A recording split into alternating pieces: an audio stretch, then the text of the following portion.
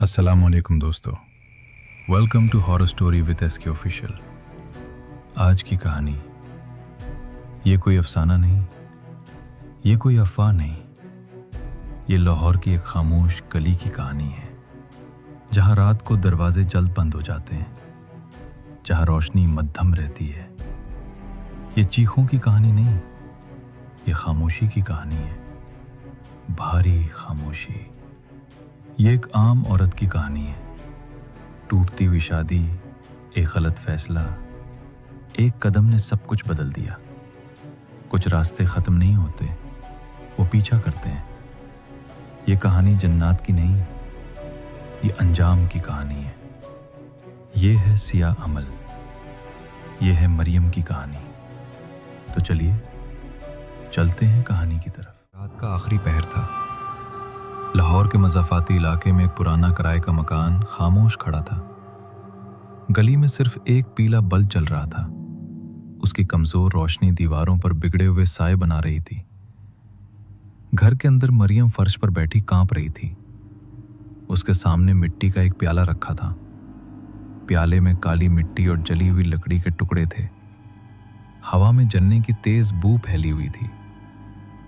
मरियम की आंखों में खौफ जम चुका था। मरियम ने कांपते हाथों से प्याले को आगे सरकाया। उसकी नजरें बार बार दरवाजे पर जा रही थीं। उसे लग रहा था कोई उसे देख रहा है। अचानक दीवार पर लगी घड़ी की टिक टिक रुक गई। कमरे में खामोशी और गहरी हो गई। मरियम की सांस बेकाबू होने लगी।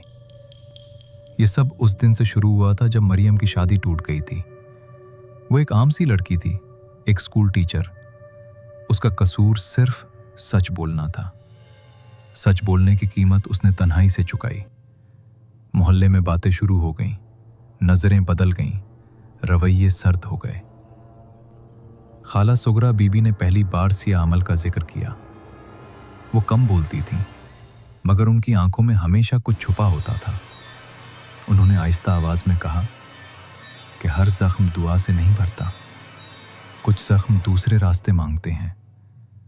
मरियम ने उनकी बात सुनकर नजरें झुका ली। मरियम ने पहले इनकार किया। उसे डर लगता था, मगर रातें बदलने लगीं। ख्वाब एक जैसे होने लगे।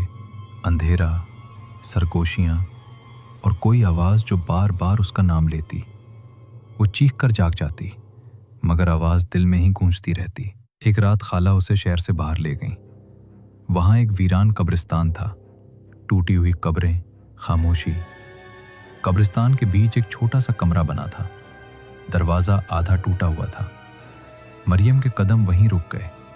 दिल ने वापस जाने को कहा, मगर जिस्म आगे बढ़ गया। कमरे के अंदर एक शख्स बैठा था।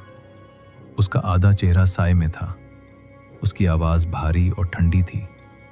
उसने मरियम का नाम बगैर पूछे ले लिया।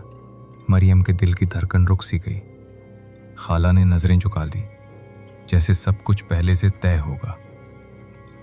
उस शख्स ने कहा कि सिया अमल कीमत मांगता है, सिर्फ पैसे नहीं, नीयत भी। मरियम खामोश रही। उसके जहन में सिर्फ अपनी टूटी हुई इज्जत थी। उसने हाँ में सर हिला दिया। इस लम्हे उसने खुद को छोड़ दिया। अमल शुरू हुआ। मरियम को 7 दिन तक अकेले रहना था। न नमाज, न दुआ, न किसी से बात। कमरे में अजीब निशान बनाए गए। फर्श पर राख फैला दी गई। खिड़कियां बंद कर दी गईं। रोशनी कम होती गई। तीसरे दिन मरियम आईने के सामने रुकी। आईने में कुछ नहीं था। उसका अक्स गायब था।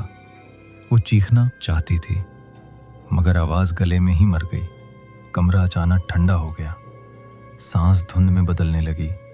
5वें रात दरवाजा खुद ब खुद खुला। गली का पीला बल्ब अंदर तक रोशनी डालने लगा। इसी रोशनी में एक साया दीवार पर रिंग रहा था। वो इंसान जैसा नहीं था।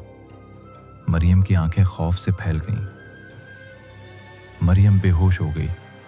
जब होश आया तो उसके हाथ पर जलने का निशान था। निशान हल्का सा हरकत कर रहा था, जैसे वो जिंदा हो।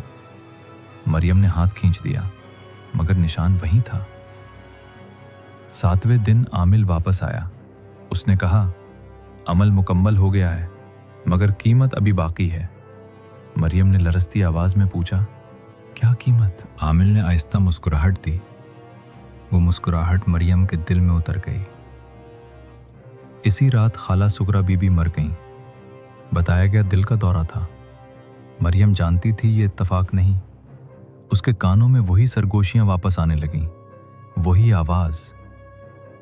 वक्त के साथ मरियम की बदनामी खत्म हो गई। लोग खामोश हो गए। उसके साबिक शौहर का हादसा हो गया। सब कुछ वैसा ही हुआ जैसा कहा गया था, मगर मरियम के अंदर कुछ मर चुका था। दिल खाली हो गया था। अब हर रात वो साया नजर आता था, कभी बिस्तर के पास, कभी आईने के पीछे। वो करीब आ रहा था। मरियम समझ गई थी कि वो अब अकेली नहीं है।